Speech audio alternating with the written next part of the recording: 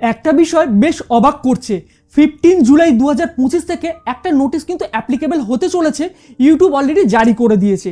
আর এই বিষয়টা নিয়ে অনেক ক্রিয়েটাররা দেখছি ভিডিও কিন্তু বানাচ্ছেন, বিশেষ করে এমন ক্রিয়েটাররা যারা ভিডিও বানাচ্ছেন যারা এতদিন ধরে আপনাদেরকে উৎসাহ দিয়ে এসছেন আপনারা এআই ভিডিও নিয়ে বানান এবং এআই ভিডিও বানিয়ে আপনার চ্যানেলকে মনিটাইজ করুন এবং এখান থেকে আপনারা কিন্তু ভালো একটা র্যাঙ্ক তৈরি করতে পারবেন।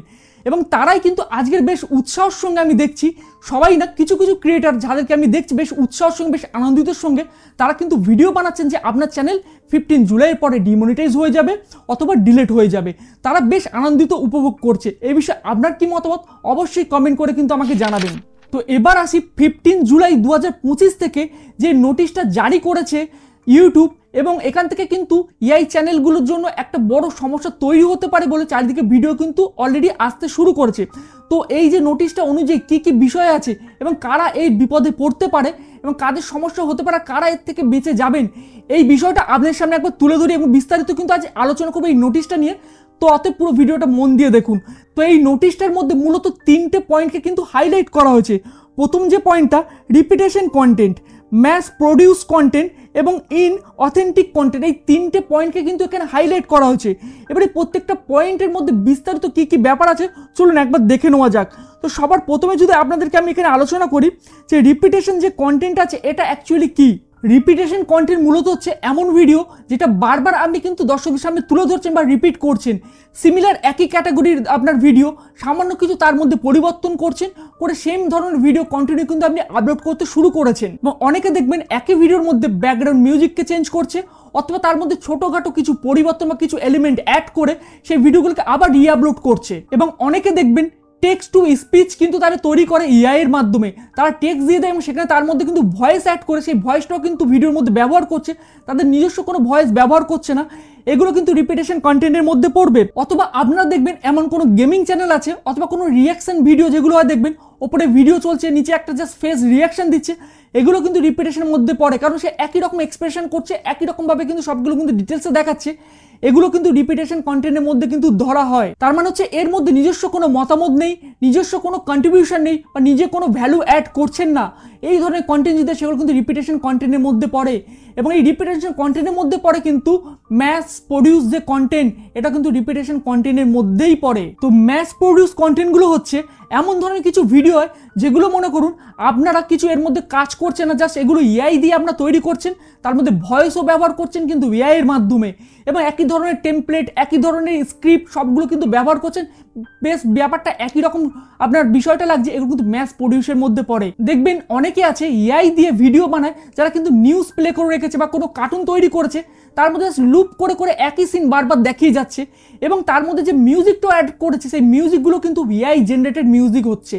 মানে টোটালটা কিন্তু এআই থেকে নিয়ে কিন্তু কাজ করে তারা কিন্তু এই ধরনের ভিডিও আপলোড করছে কন্টিনিউ এবং বারবার এটা কিন্তু রিপিট করে চলেছে।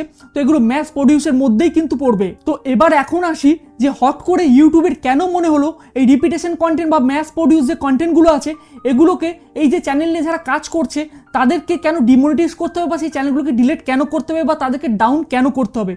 এতদিন তো ইউটিউব নিজেই এই চ্যানেলগুলোকে প্রমোট করেছে, তবে তারা ভিউজ পেয়েছে, তবে তারা কিন্তু চ্যানেলগুলোকে বড় করেছে বা মনিটাইজ করেছে।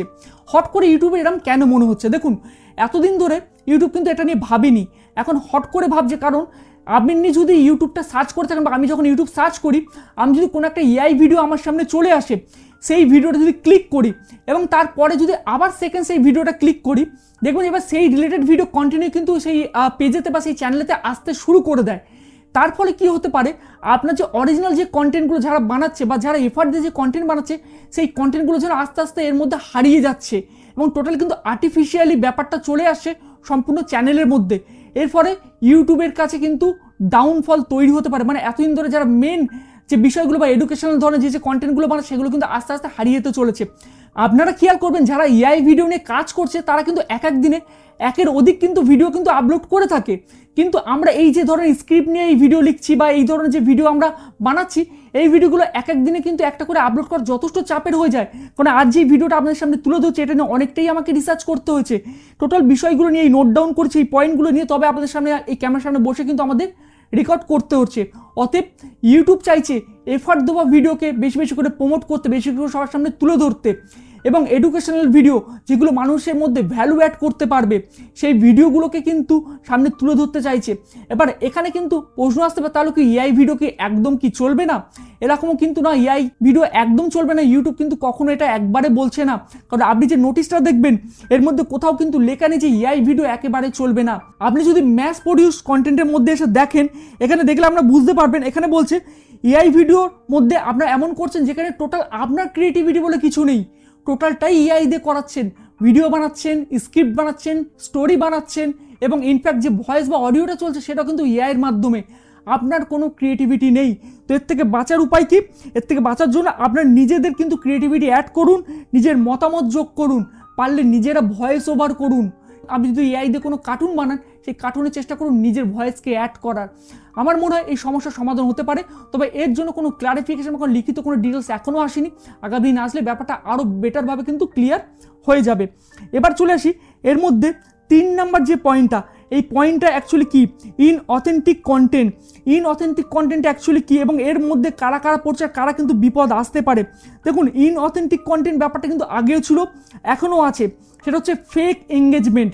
আপনারা দেখবেন অনেক আছে ফেক এঙ্গেজমেন্ট তৈরি করে থাকেন, যেমন টাকা দিয়ে আপনারা দেখবেন অনেকে কিন্তু ভিউজ, লাইক বা কমেন্ট কিনে থাকেন বা সাবস্ক্রাইবারও কিন্তু বাড়িয়ে থাকেন। তাদের ক্ষেত্রে কিন্তু বিপদ আসতে চলেছে। এবং এই ইনঅথেন্টিক কন্টেন্টের মধ্যে দ্বিতীয় যে পয়েন্টটা আসতে পারে, মিসলিডিং মেটাডেটা আসতে পারে। মানে ভিডিওর সাথে সম্পর্ক নেই এমন টাইটেল আপনি ব্যবহার করছেন, আপনার জাস্ট ভিডিওটাকে প্রমোট করার জন্য আপনি ভিডিওতে এক জিনিস বলছেন, টাইটেল আর থাম্বনেলে কিন্তু আর এক জিনিস আপনি দেখাচ্ছেন বা বলছেন যাতে বেশি এঙ্গেজমেন্ট আসে, বেশি ক্লিক আসে তার জন্য। তো এটা কিন্তু মিসলিডিং মেটাডেটার মধ্যে পড়ে। এর ফলে কিন্তু সমস্যা তৈরি হতে পারে বা আপনার চ্যানেলকে ডিমনিটাইজ করে দিতে পারে ইউটিউব। এছাড়া প্রতারণামূলক কোনো ব্যাপার, কোনো ভুয়ো আপনি জিনিস দেখাচ্ছেন, কোনো জিনিসকে হ্যাকিং করা, কোনো জিনিসকে খারাপ কাজের জন্য উৎসাহ করছেন কীভাবে তৈরি করতে সেগুলো আপনি দেখাচ্ছেন, সেগুলো কিন্তু আপনার এই যে ইনঅথেন্টিক কন্টেন্টের মধ্যে কিন্তু চলে আসবে। অতএব এই বিষয়গুলো আপনারা কিন্তু খেয়াল রাখবেন ভিডিও বানানোর সময়, নাহলে আপনার চ্যানেল কিন্তু ডিমনিটাইজ হতে পারে।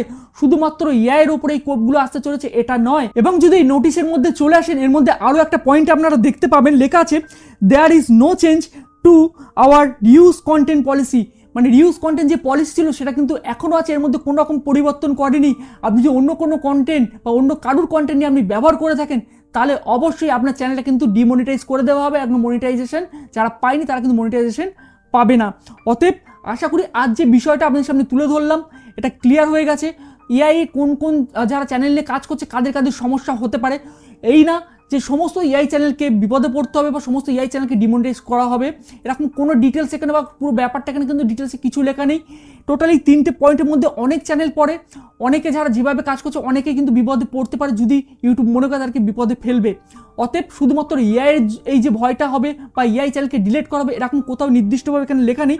তবে লেখা আছে আপনার নিজস্ব কন্টেন্ট বা নিজস্ব কন্ট্রিবিউশন যদি না থাকে তাহলে কিন্তু সমস্যা হতে পারে সেই ভিডিওগুলোর ক্ষেত্রে, সেই চ্যানেলগুলোর ক্ষেত্রে। তো আশা করি আজ যে বিষয়টা আপনার সাথে তুলে ধরলাম আপনাদের কাছে ব্যাপারটা ক্লিয়ার হচ্ছে। যদি কোনো প্রশ্ন থাকে এই বিষয়ে অবশ্যই কমেন্ট বক্সে আমাকে জানাবেন, আমি চেষ্টা করব সেই বিষয়টা আপনাদের সামনে ক্লিয়ারভাবে তুলে ধরার জন্য। তো বন্ধুরা আজ এই ভিডিওটা এখানে শেষ করছি। সবাই ভালো থাকবেন ও সুস্থ থাকবেন। নমস্কার।